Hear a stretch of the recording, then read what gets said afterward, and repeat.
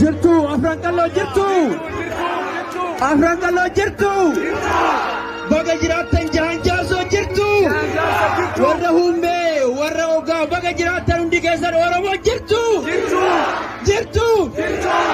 Asitti irraa diida geeliitti tooli qabamnee irraa guuleet ni beektuufi. Baga jiraattan bashannanaami irra. Bashannanaami. Abbaa gadaa keenya abbaa bokkuu keenya muuddanneemi. Ni bashannanaami. Naamusa keenya ni eeynaami. Nuti jaarsoodha. Jaarsoo. Waan gootan ni dhageessaniimi. Ni dhageessaniimi. Afaan Sumaalee wallaalullee afaan Oromootiin isin hima. Isin jaalanna afran kalloo. Itti aansuudhaan yoo bashannanuu barbaadan achumataa fandishee mul'ataa shaggooyyeen shaashaa isin godha hamilee kennaafi.